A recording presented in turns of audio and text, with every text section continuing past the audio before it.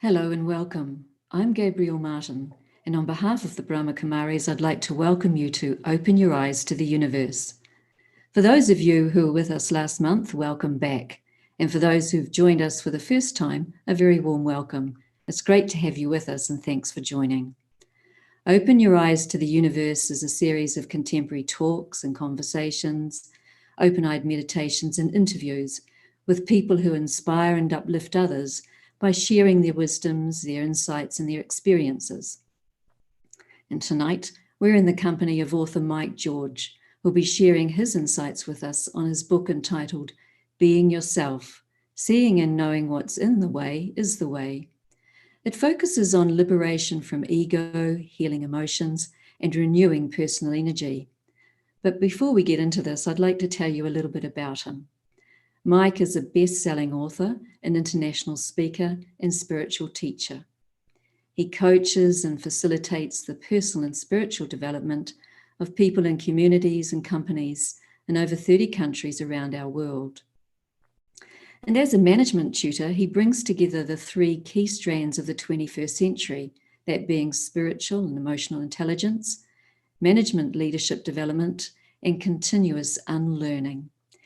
Each year, Mike leads a series of awareness retreats worldwide, and his 16 publications include The 7 Ahas of Highly Enlightened Souls, Don't Get Mad, Get Wise, In the Light of Meditation, which is one of my favorites, and The 7 Myths About Love, Actually. All of his books and publications explore the cultivation of self-awareness. Mike has an uncanny ability to appraise and unpack concepts that we are bombarded with in popular culture that inform, or rather misinform really, our everyday thinking and actions. And this is what I personally value most in reading his books. I also really appreciate the way that he makes himself so available to his readership, and he encourages questions and interactions in an ongoing way. And he does this through his clear thinking e-articles, which he describes himself as irregular. They probably are in more ways than one, and they're great. The topics vary, but they all serve to sustain the ongoing learning and unlearning that restores your capacity to really be yourself. So you can check out Clear Thinking via his website, www.relax7.com, and we'll post that in the chat box for you. So tonight, as always, we welcome your questions. Thanks to those of you who've sent them in already. We've got them and he's received them. And for those of you who have access to the chat box tonight, feel free to write your questions and we'll put them to him during the Q&A. So tonight, Mike joins us from the other side of the world where it's actually the beginning of his day. So wherever you are in the world, Mike is sharing with us on Being Yourself. So hey, Mike, thanks for being with us. I can't actually recall the last time you were in Australia or New Zealand, but anyway, it's been way too long. So even though your visit this time is virtual, it's great to have you with us. So welcome, Mike, to Down Under. Thank you, Gabrielle. Thanks very much. It's really nice to be here. Thank you very much to everyone for tuning in at this. Well, it is very early in the morning here. I'm sure it's just getting dark at your end. So it's probably useful just to start with the real introduction of me, apart from the litany of books and achievements that you mentioned. And so my journey began, I guess, about 35 years ago when I woke up one day and felt very stressed out, and life just wasn't kind of working for me at the time. So I wandered down to Australia, as you do, and it was in Oz that I began to learn and practice meditation, basically. And that was a real eye-opener for me. The realizations came thick and fast. And to cut a long story short, about 3 years later, I started doing what I've been doing for about 30 years now, which is coaching, teaching, training, writing. I wear a variety of hats, basically. And so this particular session today is kind of the basics. It's all about how to get to know oneself in the true sense. And so I'm going to share a few ideas, I guess, realizations from my own journey and understandings that have occurred to me And I would welcome any questions or anyone who wants to give me a hard time at any stage to put those in the chat box. And if we don't get through them all by the end, I'm very happy to answer them using a keyboard and send that to Gabriel, and she'll send it on to you, I'm sure. I thought it might be quite nice just to begin with a few moments of quietness together, and it kind of helps me get sort of focused and centered, and I guess helps you to get rid of the noise around you for a little while at least, and to tune in fully to some of the ideas which you will hear from me. Now, I hope you don't listen just to me, but that you listen to yourself listening to me, because really it's about creating our own maps, actually, and our own understandings ultimately. And I'm just going to share mine with you to help you to do that for yourself. So to begin our time together, just a couple of moments of quietness and silence, and perhaps I could encourage you to look away from the screen. It seems a bit weird. We've just tuned in together, and I'm going to ask you to focus your eyes to the side or the top or over on something in the room around you. Otherwise, if you look at the screen, you start watching what's going on and you become kind of screen conscious. And we are of the generation that is very screen conscious now, as I'm sure you're aware.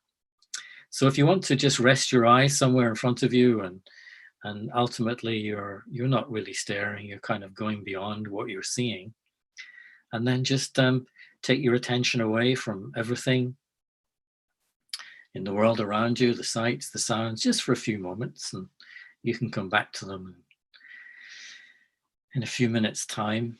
And then just take your awareness away and inwards, and come back towards an awareness of yourself, and just see if you can be aware of yourself being aware. And then in your awareness, just create one simple thought. I am a being of peace. Allow that thought to move very slowly across the screen of your mind.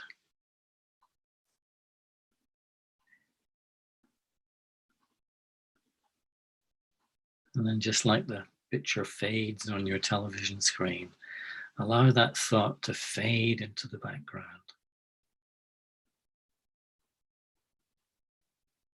And then notice within your awareness what remains. There's a feeling of peace, of quiet, of calm.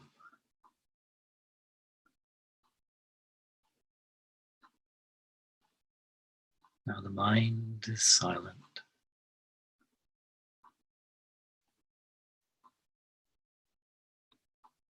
And you're aware there's a stillness here at the heart of your being.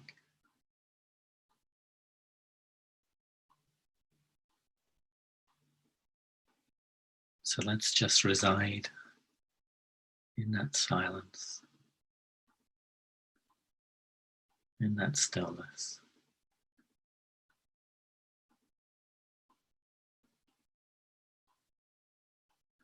For a moment.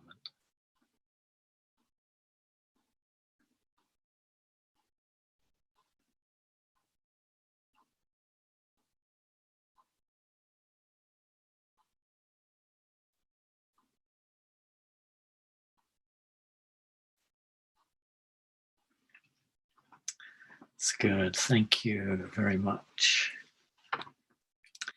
So I thought it might be appropriate today just to start with the end in mind, as they say. As that famous quote once reminded us, always start with the end in mind. And my favorite way of describing myself, or the self, is with a very simple phrase. I'm sure many of you have heard of it, is that I'm the I that says I am. That's all I am. I'm just the I that says I am. so that everything after I am is not me. And as you go through your day, as you encounter many people, encounter many situations, you'll notice that many things occur after I am. There's your name, what you do, where you come from, what you're feeling at the time. I am very angry, or I am very worried. And so we're very quick to put things after I am.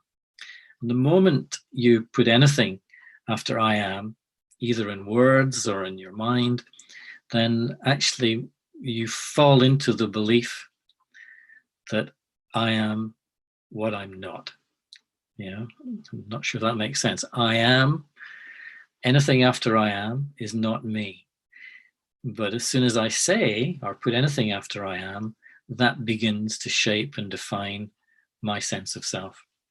So what I'm using is what I'm not to define who I am. And that's the mistake that we all learn to make, basically. If I say I am angry, then it's like there's no separation between me and the anger in that moment. And so my sense of who I am, of what I am, is defined by the emotion of anger. But if you ever learn to meditate, then you'll begin to notice, become aware that there is you and there is the anger. And you'll begin to separate yourself, come away from the emotion of anger. And that's why there's another famous old saying, which I kind of like and practice a lot. And it's this idea that the moment you observe your emotion, the emotion begins to die, begins to subside. So now don't believe me. In fact, I must say that now, actually. You mustn't believe a word I say. We have enough beliefs. So see for yourself, know for yourself. This little experiment you can do in meditation is to begin to observe, to be the observer. And so whenever you become emotional, always remember it's time to sit centered and just watch, just observe. And the moment you do, you separate yourself from the emotion. And in fact, as I carry on, you'll see that this idea of separating yourself from everything that's going on within your consciousness is the essence of self-liberation, how you liberate yourself. But it's useful just to kind of lay the foundation, especially for those who are tuning in for the first time to this kind of presentation. And I always like to kind of begin with the idea there's two energies at play in life, two energies. And sometimes we acknowledge intuitively the presence, the reality of these energies in our lives. Sometimes we even look at the world outside and watch what's on the news. We see all the conflict and all the division and all the battles between people, and we just throw up our hands and say, hey, come on, we're all human beings, we're all the same, essentially. And so this is the beginning of this idea of the two energies that are at play in life. I'm a human being. There's the human and there's the being. There's the human form and the being of consciousness. There's the human form, which is matter, and then the being of consciousness, which is mind, matter and mind. Or, as we often intuitively acknowledge, there's body and soul. So life is these two energies sort of interplaying with each other. And all our lives are founded on that reality, if you like. And so the one we're taught to build our sense of self out of is usually the material, as opposed to the spiritual, as opposed to the consciousness, the mind, the soul. We're taught to look in the mirror in the morning, and we learn to believe that we are what we see in the mirror. And if you notice, that's where your stress begins every day. As you go, is that really me? And so this idea of identifying with just the physical is really where it kind of all goes downhill. And this becomes the root of our stress, our suffering, our sorrow, as we'll begin to see in a few moments. So one of these energies is very visible, very tangible, it's very external, whereas the other energy, the spiritual energy, is invisible, internal. It's this, I'm beginning to get this sense of these two energies at play. But of course, you can't prove that you are consciousness. You can't prove that you are so. You cannot prove, that the mind actually exists. And that's why science has nothing to say about consciousness, because you can't get it in a test tube. But if you could learn to be your own scientist, and in a sense, that's what meditation helps anyone practicing to do, is to become their own scientist, is to see for themselves, then you begin to realize there's another reality on the inside within your consciousness. It's a little bit like, when you're talking with a friend and they can sense you've checked out, basically. They can tell just by looking in your eyes. And suddenly they say, "Are you still with me?" And then you go, zoom. "Oh, sorry, what were you saying?" And if you're very aware in those moments, you'll notice that you went beyond the awareness of time. You have no idea how long you were away, but you went beyond the awareness of time. And you also went beyond the awareness of space. Where did you go? You didn't go anywhere. And so your awareness lost awareness of space. So you went beyond time and space. And yet your body had to stay in the room. Your form, your human form, had to stay in the room. So in that moment, you kind of prove to yourself that you are of another dimension, that you are capable of going beyond time and space. And if you ever practice any kind of meditation, you'll learn to do that in 1 second, and almost anywhere you are. You learn to go beyond time and space, a little bit like daydreaming, except you do it very consciously. And then when you come back into the awareness of time, space, change, movement, etc., then you'll notice you're refreshed, you're recharged, you're refocused, your energy is renewed, in a sense, the energy of your consciousness. Yeah, and so it's a little bit like a way to prove to yourself that you are not what you see in the mirror. You are not what is watching going grey and getting wrinkled. Isn't that good news? It's good news, isn't it? So these two energies are essentially at play in all our lives, and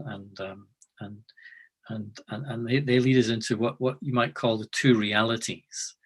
Because we believe we're just the form that we watch in the mirror, we kind of learn to believe that the primary reality is a physical reality. It's the world around us. Yeah, and so that's what we base our sense of reality upon. But of course, the primary reality is the world within us. It's the reality of our consciousness. It's what's going on in here. Everything's changing out there, sure. Objects, people, money, jobs, they all come and go. And of course, everything comes and goes also in our consciousness. Our thoughts, our feelings, our memories, our attitudes, they all pass through, very intangibly, but they all pass through our consciousness. And so there's change happening at both levels. However, the one that never goes, that never passes, that never shifts, is the one who's watching. The witness, the observer, the self, if you like, is watching thoughts come and go, is watching feelings, watching the intangibles, the internals come and go. And so I think I was sharing yesterday that we're all kind of involved in a common exercise of failure. That's a nice way to start that, in a sense, and it's the failure to find security in the secondary reality of the physical, the tangible, the external world, because that's what we're all looking for. We're all looking for a sense of security out there in the world itself. And that begins very simply when we're born. I don't know if you remember those moments when you first entered into the world. Not many people do. But if you imagine that when we're born, we come into a world, and if we're very lucky and we enter into a world where we're surrounded by people who give us unconditional love, and there's an environment in which we can invest our trust in, then we kind of open and flower as human beings, as beings in human forms. We flower into the world. But of course, that doesn't happen for most of us. We are born into a world of very mixed energies coming at us all the time. Some very stressful, some very angry, some very fearful, some very kind of energies directly attacking us, or we're in the company of people attacking each other with their emotions or with their words, and maybe even physically. And so we're born into that kind of environment. And that's where we learn, or we have to learn, to defend ourselves, to protect ourselves, to react, to deal with those energies coming at us. And some will say in the worlds of psychology and so on that this is how we begin to shape our personality. This is why some people, they grow up very closed and very introverted. Other people grow up a little bit more open, but still a bit frightened. Some people grow up very creative. Some people grow up with a very suppressed sense of creativity. So we all kind of form and develop different personalities according to the environment that we arrive in. And so it's a very insecure environment, which is pockmarked, if you like, with moments of security, which really means moments of love, moments of being loved, moments of receiving love, of being in an environment, a loving environment. And so there's moments of pure love, and those moments we feel very secure, very open, very easy, and very connected to those around us. And so these are high moments, whereas the moments of insecurity are very low. They're very kind of a bit painful, really, unnatural to our consciousness. So we grow, and as we grow, we go searching for those moments of foundational security, which is really love. Same thing, really. When someone loves you, you feel secure. When you're being loving towards someone, you feel totally secure in yourself. So we go searching. And this is where the search begins, is the search for security, for some stability in our life. And then we move into the second phase, which is the comfort blanket stage. You know, we all maybe had an actual comfort blanket when we were children, or maybe it was another person, maybe it was a situation, maybe it was a set of circumstances where we felt very stable, very secure in that situation, in relationship to that object, to that person. There was this feeling of security. And so then as we grow further, we grow into we are socialized basically. And that's where we learn to build our sense of security, essentially our sense of self-worth, our sense of self-confidence, our sense of self-esteem. We learn to build that out of the secondary reality, out of what's going on around us. Objects, people, money, wealth, position, fame, or whatever. And so we learn to base our self-esteem on how we look in the mirror mornings, which of course is always decaying and getting wrinklier by the day. So then we wonder why our self-esteem is a bit shaky. We begin to build our self-worth into what's in our bank balance or what our size of our salary is. And so then we wonder why our sense of self-worth is a bit sort of shaky and unstable. And so we build our sense of security out of things that are constantly changing. And that's guaranteed to make us, to magnify actually our sense of insecurity. But then we meet occasionally someone who really loves us unconditionally and accepts us, and someone that we really connect and relate with, and we there's this feeling of now I found what I really now I feel really secure. We don't think that, but that's how we feel inside. This is this connection between security and love. Really, the search for security is a search for love. But what no one teaches us is this search for love is really a search for ourselves. Because we learn to believe in our socialization process and in being taught that the primary reality is in the world around us, is in people around us. We learn to believe that love has to come from that reality, from outside in, basically. So we start searching for love, start searching for things that will make us feel loved and give us the opportunity to be loving. Yeah, and so the big mistake in this process, and this kind of brings us to what's in the way, is that when we do find people and situations and objects and achievements and positions, etc., and we do feel, oh, now I've arrived, now I'm content, now I can open, now I'm here, I'm secure. It's very temporary. But what we don't realize is that in the primary reality of our consciousness, we're bringing what's outside into our consciousness. And we're using what we see outside as ideas, as images in our consciousness. We're using those to define ourselves. And this is the if you like, the birth of the ego. Some people, they call it attachment. It's almost the same thing. Whatever you become attached to, whatever you start using externally to give yourself a feeling of internal stability, security, is really what you become attached to. This is why we become attached to other people, to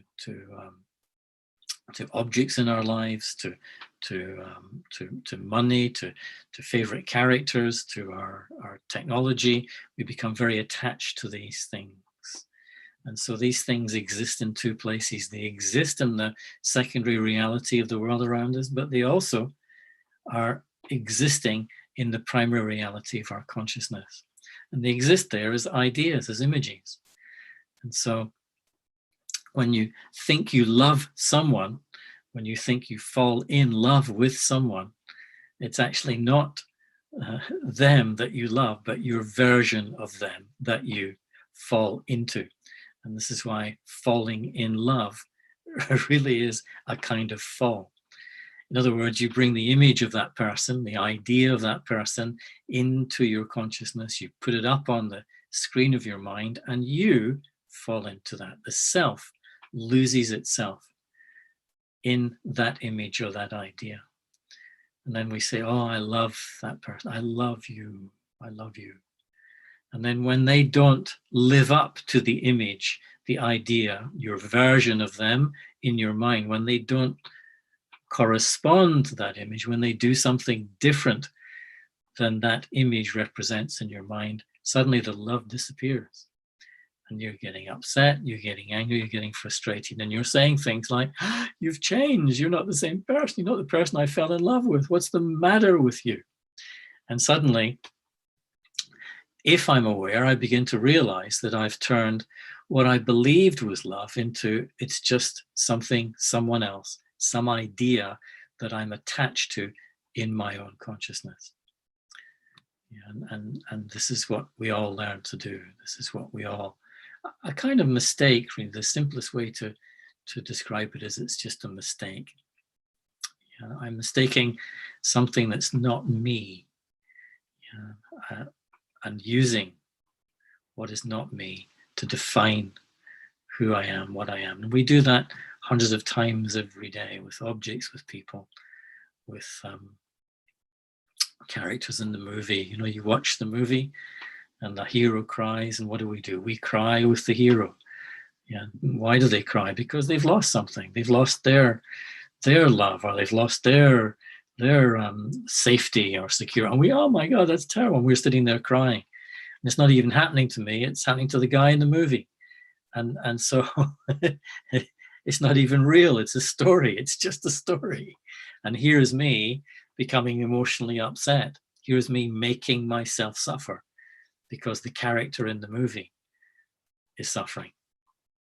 And that's because the movie isn't actually playing on the screen outside. Well, it is, but primarily it's playing on the screen of my own mind, within my own consciousness. And that's the movie I'm watching. That's the version that I'm watching. Sometimes you go to a movie with a friend and then you go for a coffee afterwards and you're talking about the movie, and suddenly you're saying, yeah, but I didn't see that. That really, and they're saying to you that I didn't see that. What was that all about? And suddenly you're asking each other, were we watching the same movie? And this is because you were out there in the secondary reality, the material reality, the movie was colored lights flickering on a screen, but the primary reality, the primary version of the movie, was what you were creating in your own consciousness, in your own being, in a sense. But of course, we're not aware of that. We're not aware of these two realities because no one teaches us that the primary reality is the one that we're responsible for, which is the reality of our own consciousness.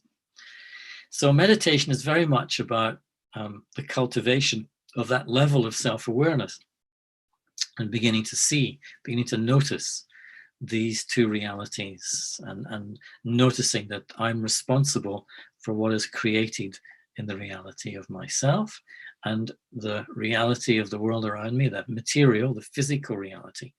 I'm not responsible for that, in the sense that that's always changing and I've got no control over how it changes. I can only be the master of my own conscious awareness. So I thought it might be useful if we kind of take a moment just to maybe see if we can remind ourselves of that separation within our consciousness of the outer and the inner, and have a little meditation together, and maybe you can forget about all the words I've said and just see for yourself. Yeah, and then you know for yourself, and then it ceases to be I believe, it becomes an I know that the primary reality is within me, moi, myself. So let's take a few moments just to explore that that insight. And once again, if I just ask you to look away from the screen, otherwise you watch me, and that just stimulates judgment and evaluation of the image and what's going on in the screen. And then just to rest your eyes in front of you a little bit. Find a point, where you can ultimately go beyond. And as you rest your gaze on that point in front of you, you could say that it's a sight of something outside in the secondary reality, the material reality. But then I'm sure you all have those moments when you go beyond what you're seeing with your physical eyes. And you begin to focus and be aware of what's going on within your being, your consciousness. And that's where we start to have something called insight, sight inwards. And you notice arising in your mind many thoughts. Those thoughts take the form of images, ideas.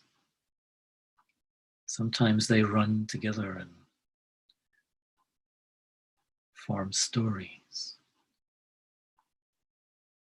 Then I notice I lose myself in the stories, in the relationships in the stories, in the objects in the stories. And they're just thoughts. They're just stories.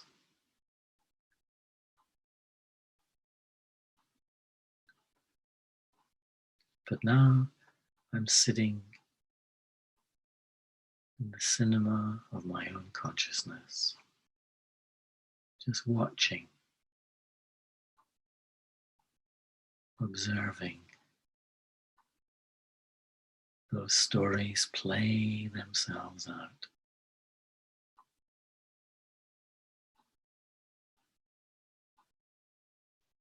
And I realize that's all they are,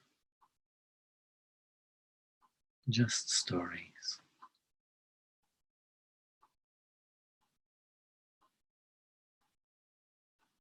So as I sit here comfortably watching, I no longer go into the stories. I no longer lose my sense of self in the images, the ideas, and the characters of others. But I'm just watching. And as I watch, I notice those stories fading away.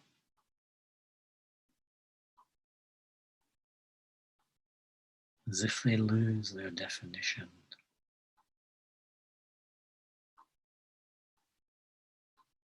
And here I am.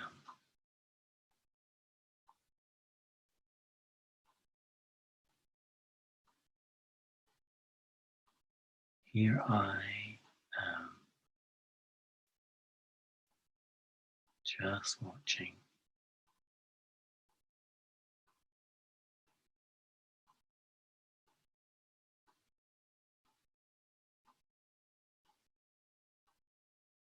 Aware that I am the I.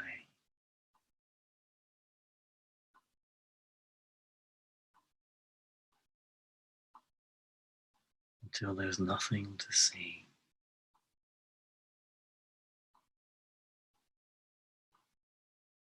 Just being.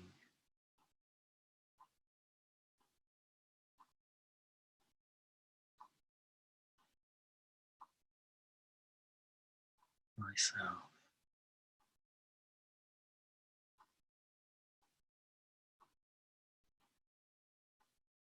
Just being.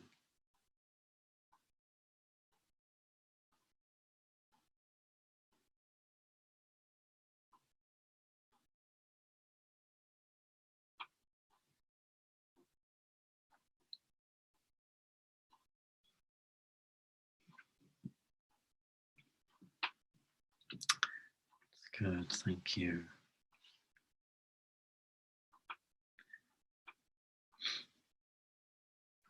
So as we make our journeys on the outside, we use various vehicles to take us from place to place, cars and boats and planes and trains, and we do love to travel and see the sights as we travel. And the vehicle of travel on the inner reality to a journey within is, of course, this idea of meditation. Whether you call it contemplation or reflection or meditation, it doesn't really matter the label you give to it. But it's the intention to see with greater clarity what I'm doing on the inside. If you ever learn to practice any kind of meditation, you'll notice the first thing you probably think, the first thought you probably create is, I can't meditate. This is not easy, because there's such a crowd going on. There's so many memories and thoughts and ideas all crowding into one's consciousness. The simplest definition of meditation is the cultivation of self-awareness. But it's not really the self that you're becoming aware of so much as you learn how to meditate, you're becoming aware of what the self creates in consciousness. And you begin to notice the thoughts, the ideas, the images that are coming seemingly from out of nowhere on the inside. Sometimes such not nice feelings, or sometimes not such nice ideas and images. And I don't want to look at that. I don't want to feel this. I don't think this meditation's for me. But the secret in this very early stage is just this meditation we did just now, is to learn to see that you are not what you see. And this kind of brings us to the question of what we put in the way, what's in the way. As I mentioned earlier on, we're very good at taking what's in the second reality, the individual, the position, the possession, the situation and bringing that into our consciousness and creating our version, of that person, of that object, of that situation. And then we put that version up in the screen of our minds, and then we get attached to it. In other words, the self, the I, loses itself in that idea, that image that's on our minds. And that just becomes a habit. That becomes our primary habit. So that becomes our sense of not just what we're attached to, but our sense of who I am, our sense of identity. So the basic principle is that whatever you become attached to, it's not an attachment to something on the outside. My hand might be holding onto the chair, and you could say, "Give me the chair, Mike." And I say, "Yeah, go on, take the chair. I'm not attached to it." And I'm not attached, although my hand is attached to the chair.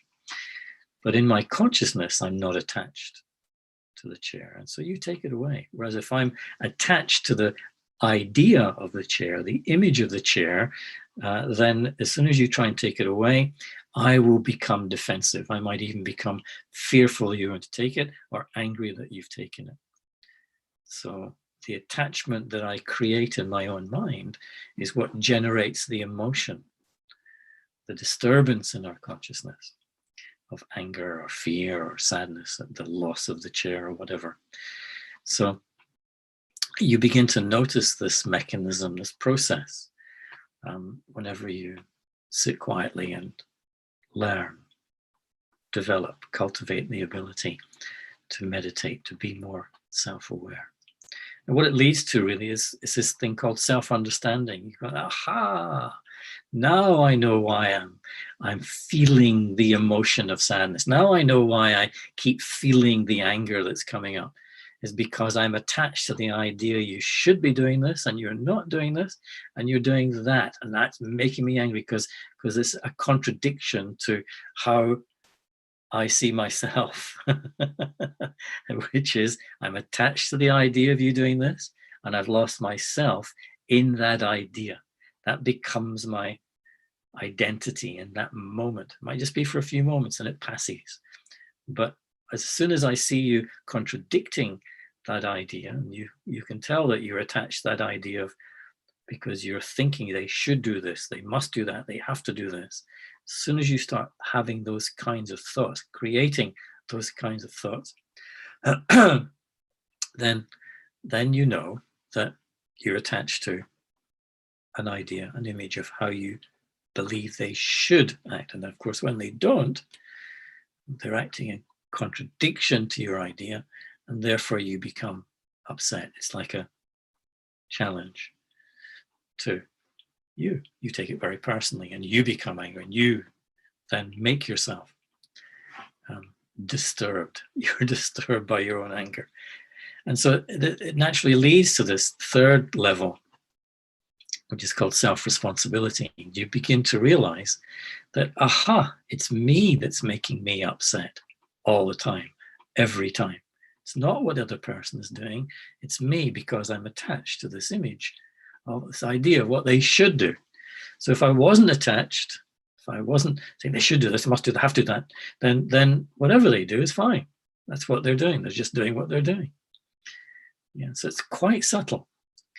But if you can see that subtlety, then you'll have the big life-changing aha moment, which is, I'm responsible for everything I think and feel. I'm responsible for every emotion that arises, doesn't arise from outside in, it arises from inside out. I'm responsible for every moment of upsetness, of sadness, of fear, of anger, whatever you want to call these moments of suffering. And that's what emotion is. Emotion is suffering. It's probably useful at this stage to just remind myself primarily this idea of love. Love is not an emotion. Joy is not an emotion. When you feel this quiet joyfulness on the inside, what do the French call it? The French call it joie de vivre, the joy of life. It's like a quiet feeling arising inside. It's not, oh my God, I'm so joyful. That's excitement, which is almost the same as a form of fear. We'll come back to that. But this is excitement. Don't get excitement mixed up with joyfulness. Joy is a quiet joy.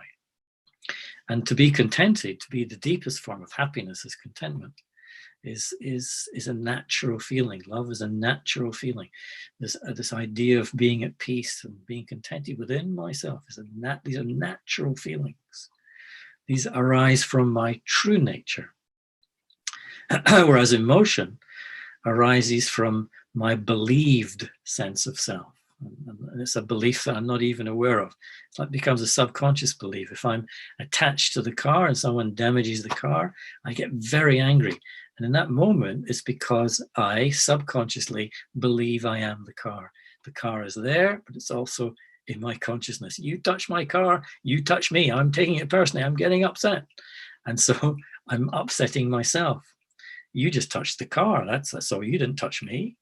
You damaged the car. But because my sense of who I am is built out of the idea of the car, I make myself angry. And that's what emotion is, a disturbance in our consciousness, a disturbance that we create within ourselves.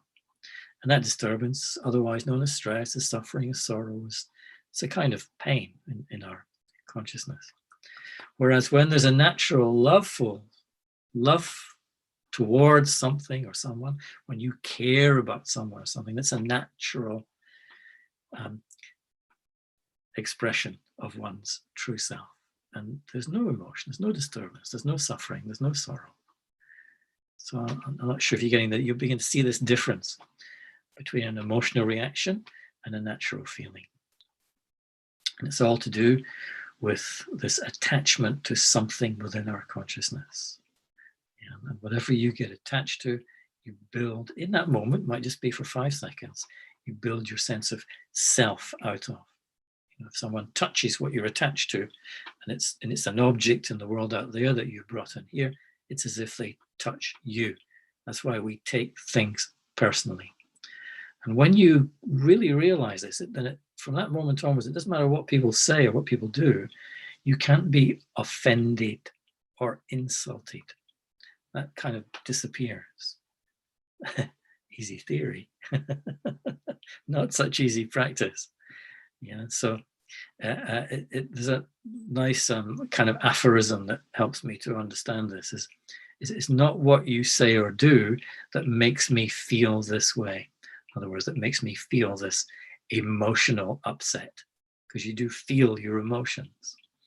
It's what I do with what you say or do that makes me feel this way.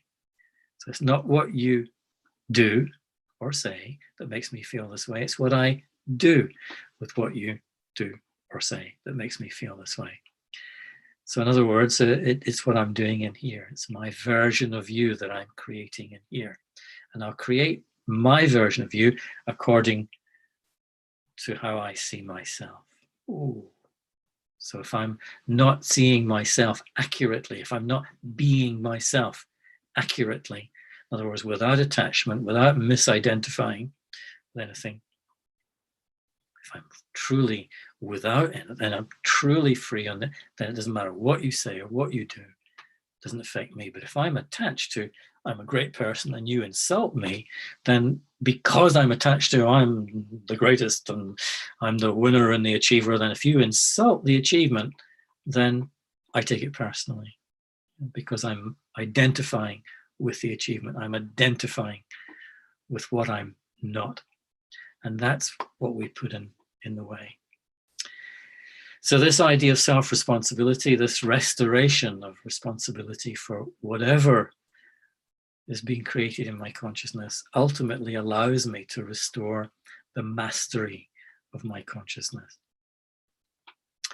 And it doesn't happen just like this, doesn't happen instantly. This is not just this moment of magical enlightenment that many people some people teach and some people talk about it. For me, it's a progressive, it's a layered, there's layers of attachment within our consciousness and into our subconscious. And the more you meditate, the more you cultivate your self-awareness, the more you'll see the subtlety of these layers. And the more you'll notice one day you feel clear and free. It doesn't matter what anyone does or what anyone says. I'm okay. I'm not reacting to anything. Nothing can trigger me today. then suddenly someone walks around the corner and they say something and they do something and you go, oh, what are you doing that for? And you notice there's another subtle level that I need to look at.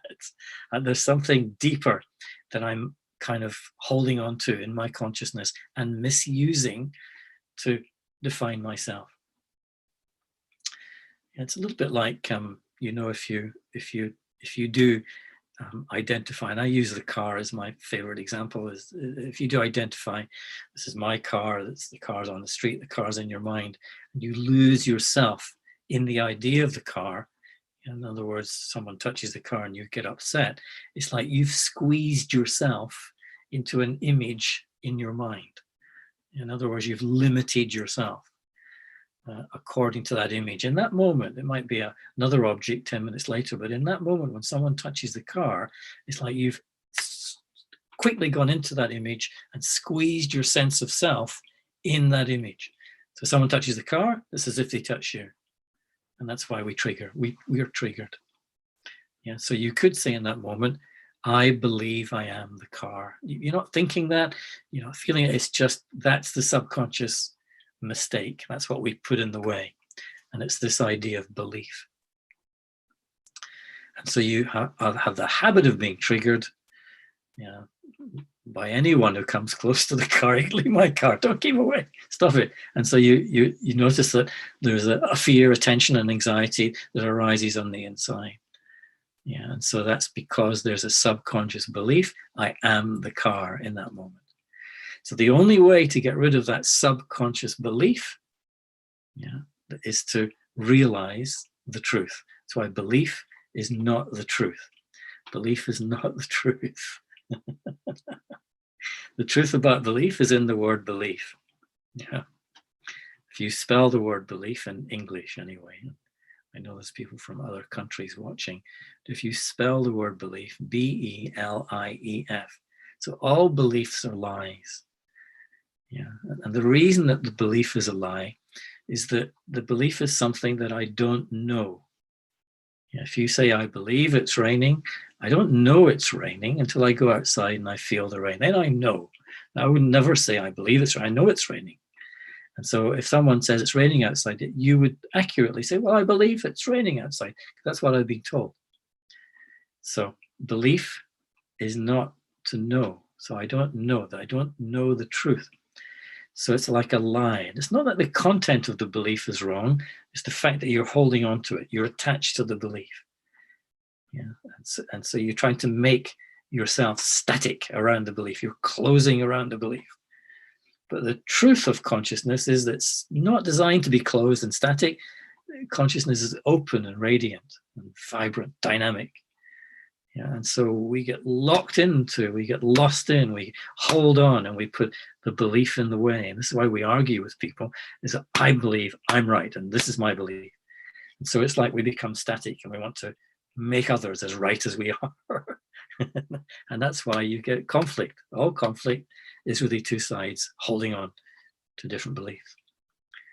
So the only way to change this belief that I'm attached to subconsciously, which is triggered, is to realize the truth. And to realize that truth is to realize I'm not the car, I'm not the other person, I'm not the job, I'm not the money, I'm not. To realize that is to go even deeper into your consciousness. And that's the purpose of meditation, to take you back to your true nature, your true self, prior to the creation of beliefs, prior to the creation of thoughts, prior to the creation, actually, of anything. It's to bring you back to the truth of you, to realize. This is the fifth stage of self-realization. It's to realize that you are, I am, simply the I. Whether it's an I that sees or an I as an I, it doesn't really matter. But I'm the I. That's all that says I am. Now, whether you call that I consciousness or a soul or a self or being, doesn't really matter. But I'm the I. And when you're in that state of consciousness, then that's the moment of self-realization. And you realize, well, I don't know if you'll like this. We've kind of arrived in a sense, is that I am no one. I have no intrinsic identity. Yeah, there's no intrinsic identity for the self, the I that says I am. It's not that you're no one, it's not that you're nothing. Well, actually, it is that you're no one. It is that you're no thing. It's not that you don't exist. You very much exist. In fact, now you're really free. Now you're really, really free on the inside. Not free in the secondary reality to buy and say and eat and go anywhere, but you're really free on the inside, liberated on the inside. You know, when there's this very deep realization, you know, I'm no one. You're not thinking I'm no one. You just are being no one. And the fact that you don't actually have anything, that I have nothing. You know, no thing is ever mine. You know, all sadness, all the emotion of sadness is the belief that I have things, and therefore I can lose things. And you will lose things, because things designed to come and go. And so when they go, how do you feel? You feel sad, because you have not yet realized. I've not yet realized I don't possess anything. I don't have anything. I have nothing. Yeah. So it doesn't mean say you give everything away. I mean, you can if you want, but everything is there in your life, but you have a different relationship with it. Yeah, it's not mine. It's just something that comes and eventually will go. And the moment it goes is the moment it's meant to go. And so, no sadness, no fear. You know, fear is always in the future loss. Sadness is always from the past. The belief that I have lost something. And that belief that I've lost something comes from the belief that I had something, I possess something. Yeah. So this final stage of self-realization is the final stage of realizing I'm no one, I have nothing. And actually, I'm going nowhere. I'm not going anywhere. Yeah, I take my body to different places in the secondary reality of the world out there, but I don't go anywhere. I'm always here. You're always here. We're always here. I don't mean here, I mean here. You're always here. And in the universe of mindful meditation, it would be present. You're always present. I am always present. And that's why the practice of mindful meditation is the practice of being aware of your presence. You're always present. Everything is moving, changing, going somewhere in the secondary reality, but in the primary reality of consciousness, there is just presence. I am present. So that's a little bit of a description of the journey, and many ideas, many images, and like a map in a sense of that I've kind of created from my own experience. And it's necessary that we each create our own maps. We each see for ourselves. And you'll create your map differently. You'll create your understanding differently. You'll create sequentially differently the many things that I've just been suggesting, and that's necessary. It's not something that should be believed. That's why I often say, please don't just believe a word I say, but now is the time to make the journey. Sometimes it's called the journey of no distance in 1 second, because you don't go anywhere, remember, but the journey within, and the journey back through those stages. Self-awareness, the thread that runs through them all. Self-understanding that arises the more aware you become. Now I see what I'm doing inside. Self-responsibility when the penny drops. It's me that's making me upset, it's not anyone else. The other person is never the problem. That's easy. And then self-mastery, being the master of your own consciousness again. In other words, creating choicefully. And then finally, self-realization, the deepest realization, which really occurs as a state of stillness and silence that you rediscover at the core of your being.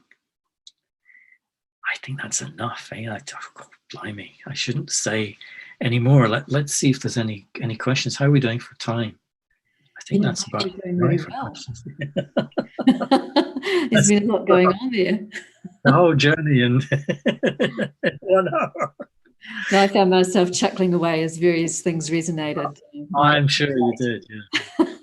And I love the clarity with which you spoke about the two energies that play in life, the human, the form, and being the Yeah. consciousness. It's really lovely. And how you made that seem so natural, like intuitively body and soul. And I really like the way too that you made the connection between security and love. That being the desire for security is really a search for love, which is really a search for myself. So some lovely points. There was a comment you made. I recall you saying an emotion is a disturbance in our consciousness, and the difference between an emotion and a natural feeling. You made that distinction. We've got a question here specifically on this. Are you happy to take it? Sure. Any questions are fine. Oh, fantastic. So this one's actually from France. Hi, Mike. I am actually reading your Being Yourself.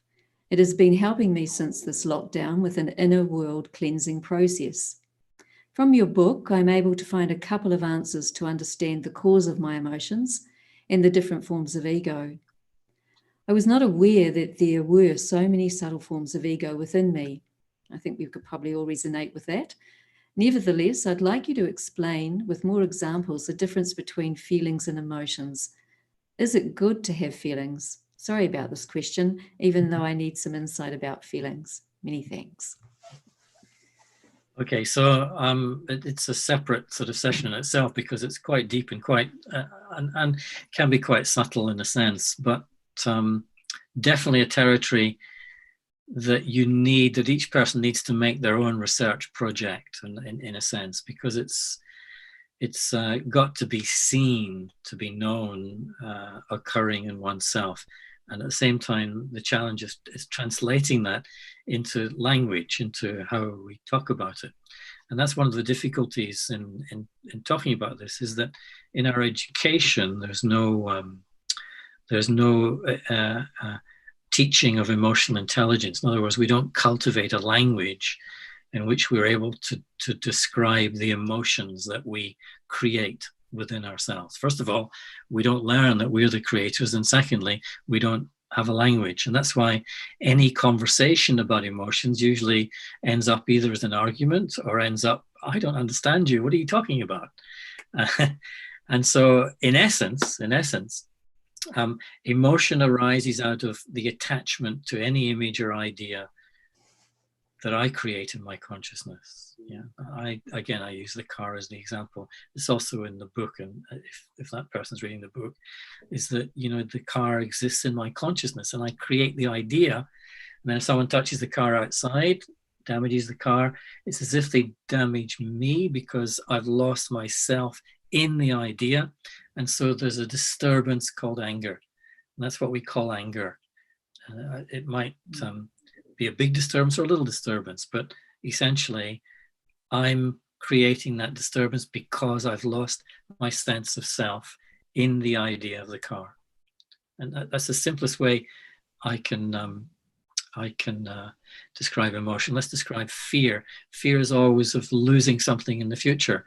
So if you think about the future, think about what you believe you have now, and you believe you're going to lose it tomorrow, next day, the day after.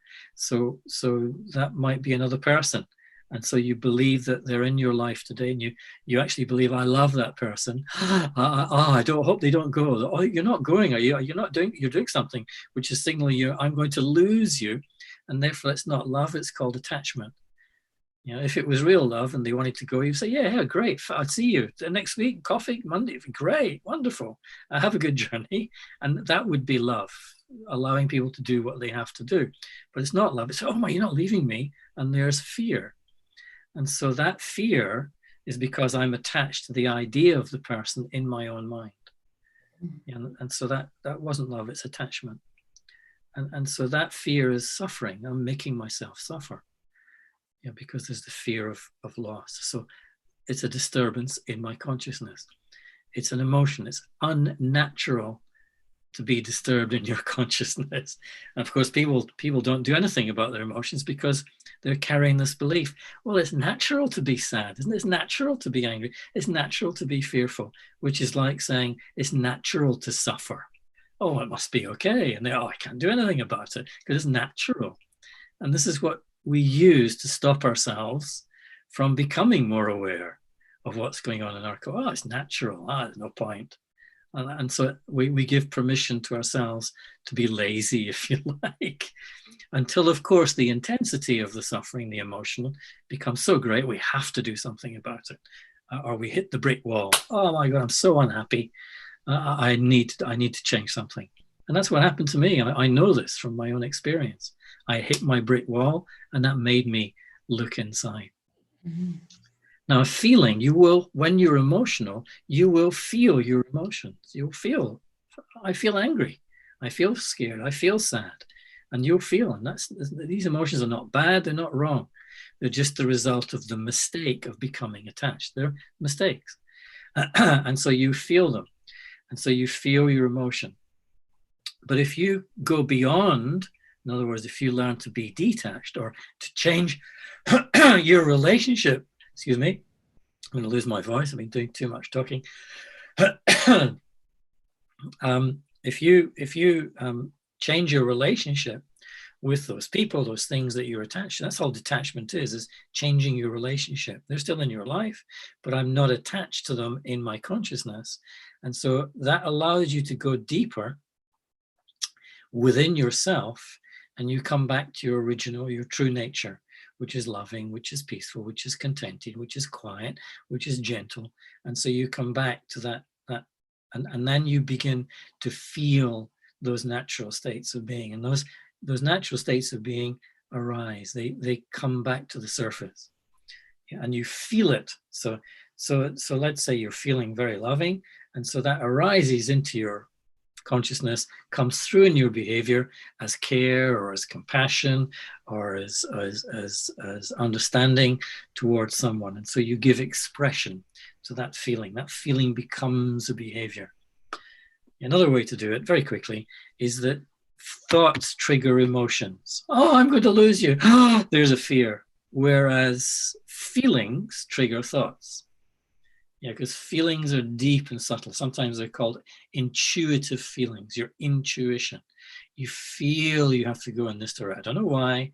It's just an intuitive sense. And then that thought, I need to go in that direction. The thought occurs, I have to go in that direction because the feeling shaped the thought. Yeah, and there was no emotion. It's just, I need to, that's natural. It feels right. I need to go in that direction becomes a thought. So it's like a big, not a big subject, but it's like a subject that has many nuances because of language, because of the necessity to see for ourselves. Sorry about the shortness of the answer. It's great. Very good answer indeed. Here's another one, Mike. What's the difference between desire and aim? It's said that desire is the root of all suffering, but it's also said that to succeed, we must have an aim. Mm-hmm. So you aims and goals are the same things. Desires, if you watch within your consciousness, when you have a desire, I want something, then you already have it. Yeah, you don't have it in the physical, the secondary reality of the physical world, but you have it in the primary reality of your consciousness. I want that car. I want that person. I want that job. So you've already got it. And so it's in your mind. And you're already attached to it in your mind. You've already lost your sense of, I can see myself in that car, I see myself in that house, I see myself and so I want it. I want that to come to me in the secondary reality, the material reality.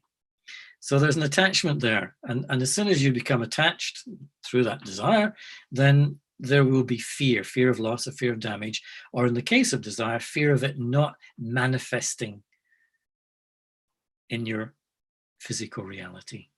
Yeah. So where there's desire, there's fear. The fear of loss, or already losing what I haven't got. In other words, what if I don't get the job?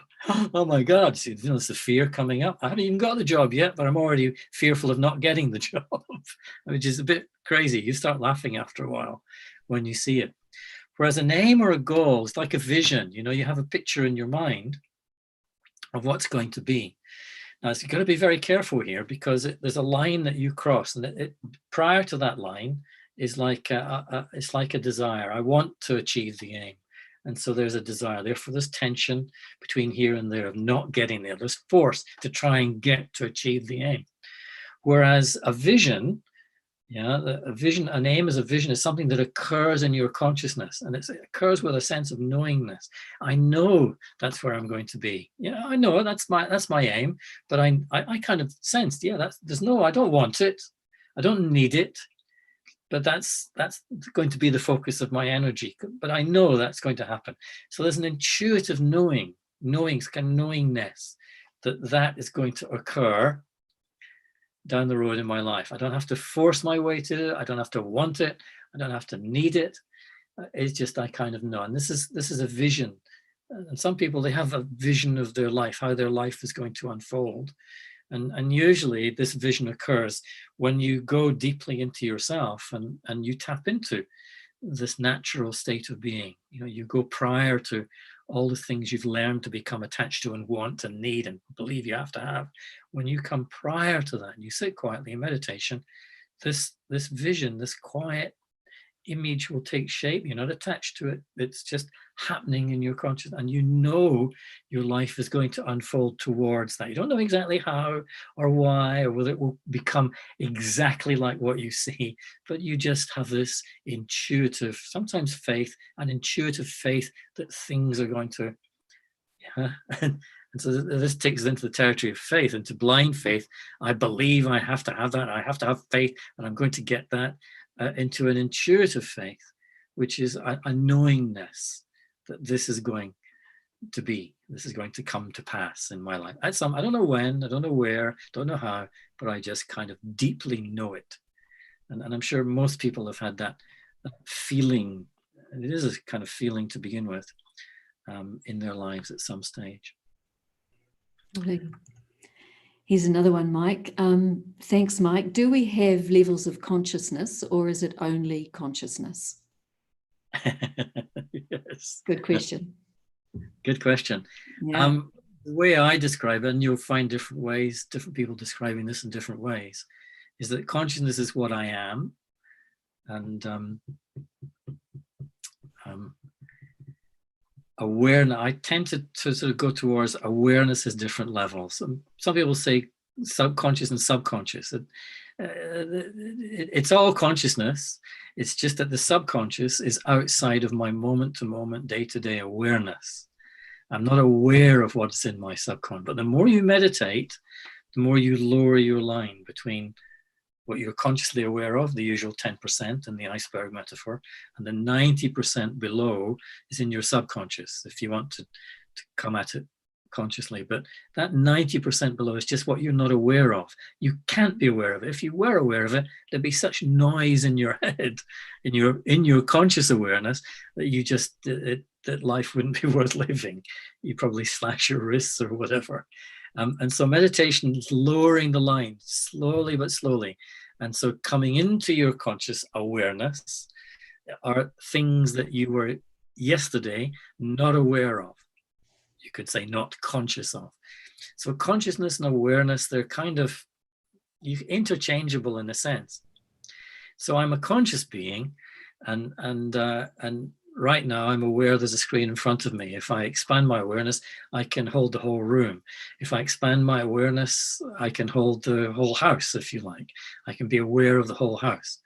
And so if I expand my awareness, I can be aware that I'm in this village. And so some people would say, well, expand your consciousness. And so consciousness and awareness, because we're focused on conscious and subconscious, it's probably best to say that's primary, and then awareness is secondary.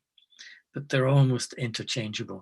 Sometimes I even say that, the I that I began with, I am the I that says I am. What is the I? The I is awareness, is that I'm nothing more than pure awareness. I'm just awareness. And then, of course, you'll read many people say, well, everything occurs in your awareness. And so, soul, consciousness, awareness, self, spirit, I, they're all describing the essential me, the being, the human being, human form being of consciousness. Nice. Thanks, Mike. Look, going into a little bit of a different terrain here, and there's a couple of questions that I think might be linked, but you can discern that one. I'll ask them both. So this one is saying, how do we disconnect from injustices? And the second question, it seems that religion is a major reason for conflict in the world. What's your view? Yeah, I need another couple of hours for this one too. True. In terms of justice, you know, there's two kinds of justice. There's man-made justice. In essence, there's man-made justice through the laws that governments make, and so it's totally appropriate to keep law and order, to keep balance and centeredness in society. You know, that you know, if someone's acting or behaving in violent ways, there needs to be some kind of justice. But there's another level of justice which is rooted in our consciousness, and these are the natural laws, the laws of consciousness, as opposed to the laws of society. The laws of society are made by the state. The laws of consciousness are defined by your state of consciousness. Yeah, and so in other words, there is such a thing as the law of love, you know, and the law of love reminds us that we're all connected, that we're all one, that we all are individuals, yes, but we're all connected. We're all human beings, you know. And as soon as you try to break that law, there's suffering. You know, suffering really is our attempts, a sign of our attempts to break the law. And so the law of love is suffering. Oh, I need to be alone. I need to be on my own. I need to disconnect. I need to be separate. And that leads to the suffering of isolation, of loneliness, of, oh, I'm fearful being, oh, no, I've got to be together. I've got to be separate. I've got to be together. And so we get lost in the two. And every time we try and be separate, we're trying to break the law, a natural law, a natural state of being, which is to be connected, to be all together. The law of identity, which we've been talking about here, is the moment you identify with something that you're not, you will suffer. And that suffering is called fear. It's called sadness. It's called anger. It's the emotional suffering. And these are signs I'm trying to break the law. And so people are trying to break the law all the time because they don't know who they are, because they're identifying with what they're not. And therefore, that's automatic breaking the law of identity, that core state of being of who I am. And this is why the world is, in a sense, it's in a bit of a mess. It's not right, it's not wrong, it's not good, not bad. It's just the way it is, the way it's kind of evolved. So it's up to us as individuals to understand, to see for ourselves why this is the case. And the main reason is we're trying to break the law. Yeah, the laws of consciousness, the laws, the spiritual laws, as opposed to just state laws. Yeah, and so if we all were aligned with the laws of consciousness, you wouldn't need state laws. We'd all be living in harmony, and everything would be loving and loveful, and love would be our language at every moment. I don't mean romantic love or Hollywood love. I mean, you know, that true love. And so that's a very quick answer to the first question. The second question is religion seems to be, the most recent book that I've done is this difference between, I've tried to untangle the difference between religion and spirituality. And there is a difference, but it's not easy to untangle it because many religious people believe they're being spiritual. Yeah, and many spiritual people, they have a resistance towards religion, which means they're not being spiritual. So trying to untangle the two is quite challenging, but the essence for me is that religion says you must believe this, and if you don't believe what you hear from us, there'll be consequences, and those consequences will not be good. Whereas authentic spirituality says, do not believe anything. In other words, don't become attached to ideas and images and concepts. Don't believe, but see for yourself. In other words, awaken your own awareness. And right now our awareness is very sleepy. And so awaken your own awareness of what's going on, what you're doing within your consciousness. So if I could just separate the two. So there are separations. But then again, it really depends on what you mean by religion. Some people mean different things, and what you mean by spirituality. Yeah, some people go to spiritualism and crystals and massage. They think that's all spiritual, but it's all to do with the physical. Really, it's not truly spiritual. And some people think religion is well. I could go on, but there is a difference between the two. But sometimes it's quite subtle. Mm. I think we've got time, Mike, for another couple of questions, and I'm going to ask them together, and you can pull them apart if you wish. This one's saying, even when I know what is in my way, and then in brackets, my own self-doubts, I can't get rid of it. How do I remove these obstacles if it is deep-rooted? Okay.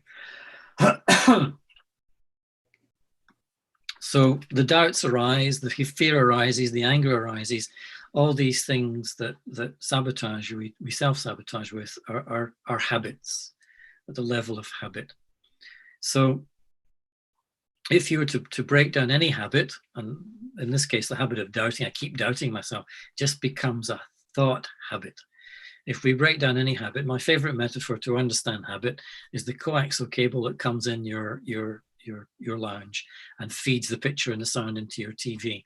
If you were to cut the cable, you would notice that it's layered. There's an outer layer of plastic.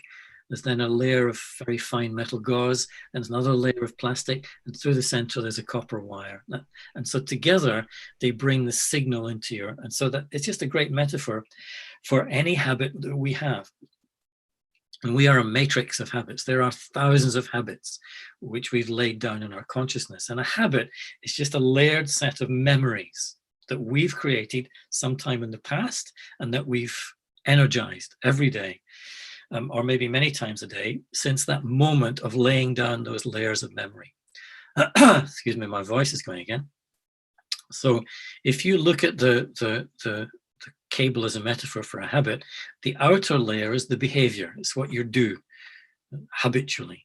Then there's the layer of the emotion that motivates, motion and movement, motivation. It has the same Latin root, to move. It's what moves you to act in a certain, behave in a certain way. So there's the memory of the emotion. Then the next layer is the layer of the thought, and the thought that triggers the emotion, because thoughts trigger emotions. Emotions don't just arise. You have to think something to trigger the emotion. In other words, there has to be something happening in your mind. And then the prior to the thought is the perception. You know, if you perceive the world's a dark and dangerous place, then you'll see every situation, event, situation, circumstances in front of you as a threat to you. And so because you've layered that memory of perception into your consciousness, that makes you think a certain way, makes you feel the fear, feel the emotion of fear, and that makes you act fearfully. In other words, you run away. And right prior to the going through the center is the belief. Prior to the perception is the belief. It's not rocket science. You'll begin to see this when you sit in meditation. You become more self-aware. So there's the belief the world is a dark and dangerous place. And somewhere in the past, I've learned, assimilated, and I've laid down that belief. That's become memory. So all together, all those memories, they make up the habit. And I just have to say one word to trigger. You just have to hear one word or see some person doing one thing, and it triggers, it reactivates the energy of those memories, because those memories are essentially the energy of your consciousness in a certain configuration, and they trigger and you react. Maybe I have to say one word and you react. I just have to say the word Trump and you react. All right, okay. So I say the word rats. Some people's behavior, they jump up on the chair and because that's the behavior. And so they hear the word rats. And so the emotion is fear because they're fearful of rats, because the thought is, oh, I hate rats. And because the perception is rats are bad. And the belief is rats are little killers, they're dirty little killers. And so that you see that. And so in 1 second, they jump on the chair. So that's a habit, just triggered by one word. Whereas some people, they don't have that habit. They just see, oh, rats, oh, nice, very little creatures. Oh, I like rats, they're good. And so they stay where they're not triggered into reaction. So the core of the heart of the habit is belief, always belief. So if you want to be free to change your habit, you're going to have to realize the truth. Belief is not the truth. Yeah, and so that the only way to realize the truth is to come to a deeper level of your consciousness or your awareness, your conscious awareness. You have to come to a deeper level prior to that. You have to return to prior to that, the creation of the moment you created that belief. Yeah, and that means discovering the truth of you. The truth of you is that you cannot be touched. Your body can, but you cannot. You cannot be affected. You cannot. Your nature is not fearful and anger and sadness. That's not you. Your true nature is this state of being. When you touch, then that belief loses its power. When you touch the truth, your trueness, that belief loses its power. And so all the other levels of energy that how you've laid down on top of that, around that, they lose their power, they lose their effectiveness, and the habit atrophies. You don't fight habits. You don't change. You don't force a habit to change. You just let it atrophy by focusing your attention, your awareness on a deeper level of truth. And that's how you change. You free yourself from all the habits that currently make up your persona, your personality. And so this is why we use the word transformation. You transform, what trans really means to transcend. I keep doing this, but you go above and you reconnect with your higher self or your deeper self. Higher, deeper, language is so funny. And so transcend, you transcend, you go above. Transform, you go above the form that you've created out of the belief, the perception, and there's a form in your consciousness. You transform, so they disappear, and you feel and you look and you act in a transformed way. Transformation. Asian means action. So this is the action of transformation. Sorry about that. Again. It's great, Mike. Look, unfortunately, we are running out of time here. I think so, yes. But look, it's been really wonderful. Thanks for all your questions. To everyone who's actually asked some questions. We haven't been able to ask them all to Mike, but I will send them to him, and he's promised that you'll receive a typed response, and I'll forward them to you when he does that. Mike, we have got time for a guided meditation into that space of our authentic real self and that deeper level of truth. So if you'd like to share that with us, that would be lovely. Okay, just to finish off. It's good. So once again, just focus your attention on something in the room, beyond the screen, to the side of the screen. Just rest your eyes there. And again, I'll share a few thoughts, see if you can create your own version of what's sometimes called the journey of no distance in 1 second. As I come back to myself, letting go of the world around me for a few moments, and just take a moment to be aware of myself, being awareness itself.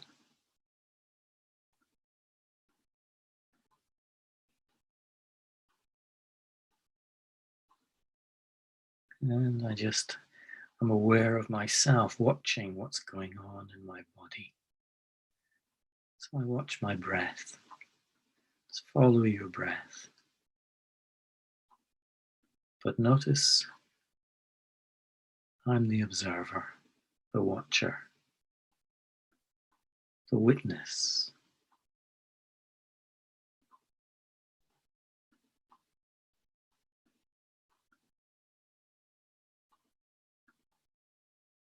And notice myself becoming very quiet and peaceful on the inside, within my consciousness.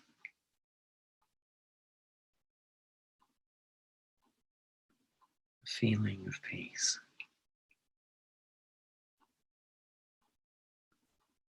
This feels naturally easy.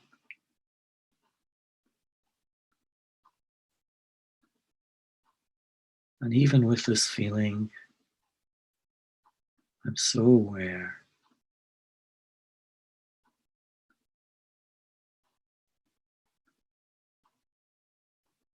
My awareness is clear, calm and clear.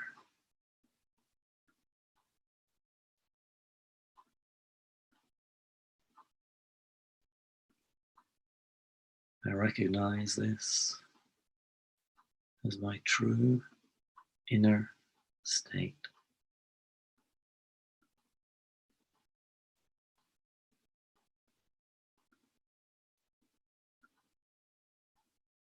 The mind is quiet.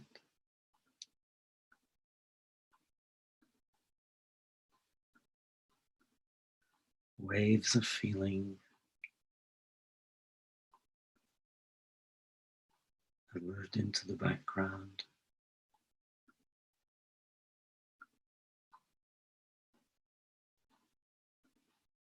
And there's a stillness.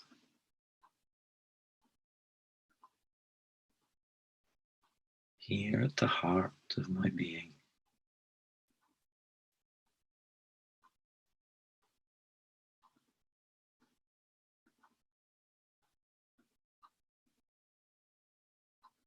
Silent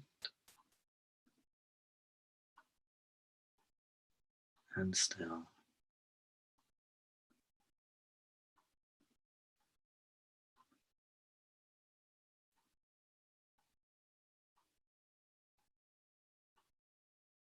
Silent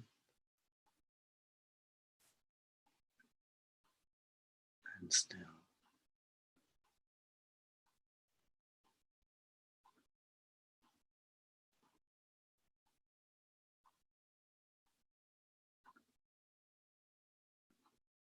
And then I bring my awareness out, back out into the room around me.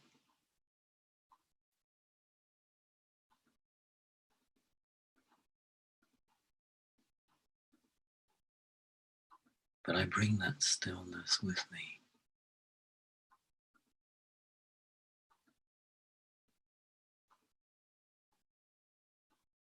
So as I listen through these ears,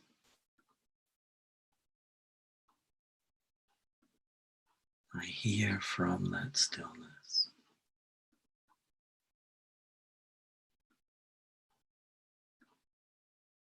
As I look through these eyes,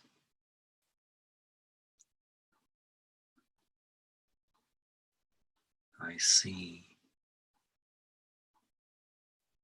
from that stillness.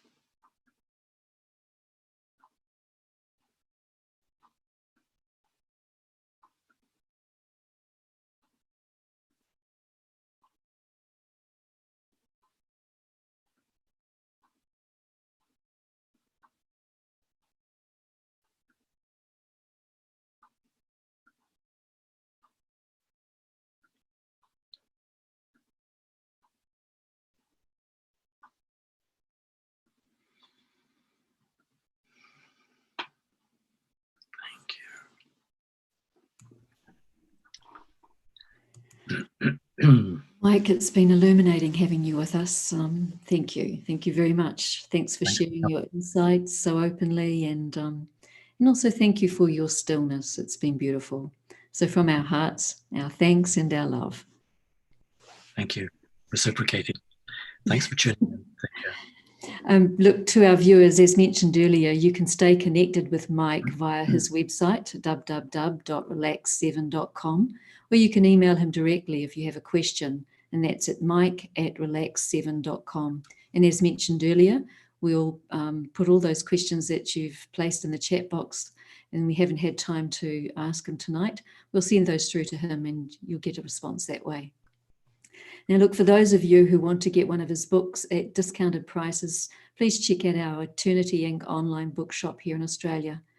It's always not-for-profit prices, and Eternity Inc. has a full range, has a full range of Mike's books, which not only include Being Yourself, but many of his other books as well. And at the moment, it's 40% off his complete range at Eternity Inc. www.eternityinc.com.au.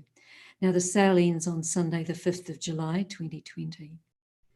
If any of you would like to learn Raj Yoga meditation online and free of charge, please visit our website for something special near you.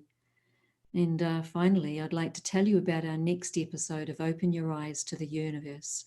It's with Dr. Roger Cole and Dr. Nirmala Kajaria on 25 July, and they're speaking on healing heart and soul. Dr. Nirmala combines the pragmatic qualities of a medical doctor with a subtle spiritual understanding of a world-renowned yogini. And she really does believe that and understands that the mental and emotional balance can be enhanced and supported by the use of meditation. Dr. Roger Cole has been a palliative care specialist for 30 years and has spent 20 years of his time as an associate professor and director of palliative care in the local region of Illawarra and Shoalhaven areas. He's the author of books as well, and he speaks on the sensitive issues that face us in death and is equally versed in how we maintain inner happiness and peace. So together, they're going to be talking about healing heart and soul on Saturday, the 25th of July.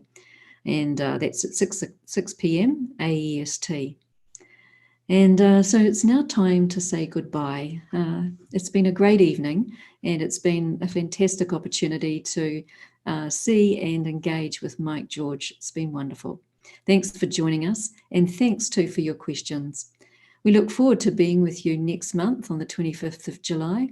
And until then, reflecting on Mike's insights, may you enjoy and appreciate being yourself.